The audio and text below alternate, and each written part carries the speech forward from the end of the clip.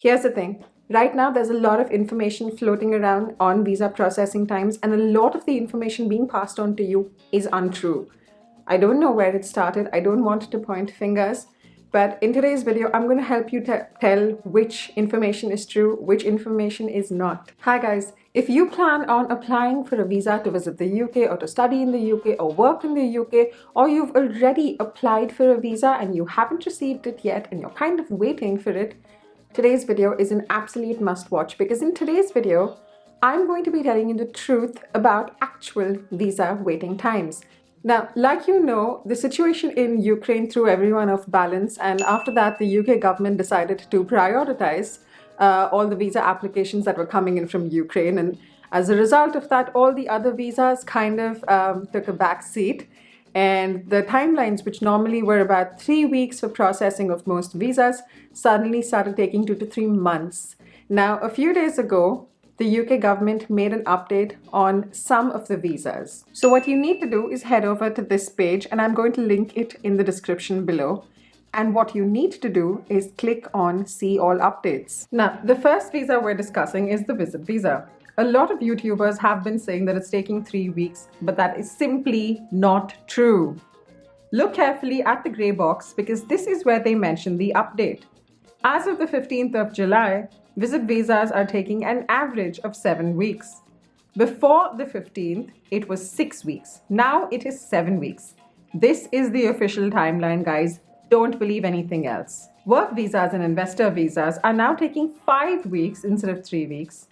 Transit visas are taking 6 weeks instead of 3 weeks. And family visas are still taking 24 weeks. The priority and the super priority visa services have been temporarily suspended for study visas, which are student visas, work visas, and family visa applications. But in the case of visitor visas, they are available in certain locations. Now, like you can see, this update came up on the 15th of July. If you haven't hit that subscribe button, now is an absolutely brilliant time to do it. Hit that subscribe button now and click on the bell icon for notifications. If you are planning on studying in the UK, the good news is that the wait time has finally gone back to 3 weeks. Now, if you see here, it was 5 weeks earlier. Then it moved to 4 weeks, and now it is finally 3 weeks. This is how you track the updates. Now, here's the thing. If you plan on visiting the UK, and especially if you're from India, I'm going to talk about India because, well, that's where I'm from and I have most of the information about India. If you plan on visiting the UK, my strong suggestion would be to apply from Delhi if you have the option. Because like you know, Delhi's processing time is just simply faster. I know people who applied in March from Bangalore, and their visa took about more than 3 months to be processed. And I know people who applied from Delhi in June and got it in 10 days. And this is without the priority service. So if you have the option and if you are pressed for time, please apply from Delhi versus from Bangalore or Bombay or anywhere else, because it's honestly just taking a lot more time in these places. Delhi is way, way faster. Also probably because the embassy is also just there. I don't know, maybe that's a contributing factor, maybe it's not. So that's something you should keep in mind. The other thing is priority services are operating in a lot of places. So you need to specifically check when you apply for your visa if a priority service is available or not. If it is, please go ahead and take it if you can afford it, if you have the need for it, and if you are actually time bound and you really need to travel, please go ahead and use the priority service. And if you're not, just don't, because then you're just messing up the system for everyone else. Now, in other updates, well, this is honestly bittersweet, but the youth mobility scheme has opened up, but for South Korea and not for India.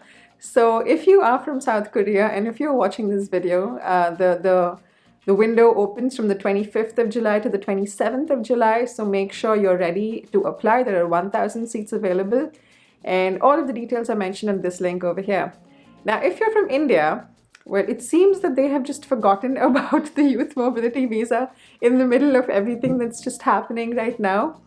And somebody needs to go give the government a nudge. So if anyone has any contacts, go ahead, give them a nudge, because there honestly hasn't been any movement on it. There were a lot of articles earlier which said that both the governments had not reached an agreement on how they were going to run it, and hence the whole program was paused until they figured it out.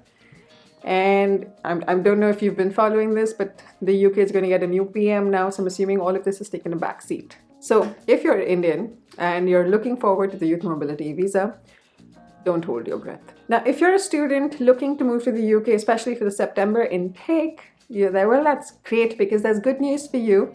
The UK government just announced 75 scholarships, and a lot of these scholarships cover almost all of your expenses of living and studying in the UK.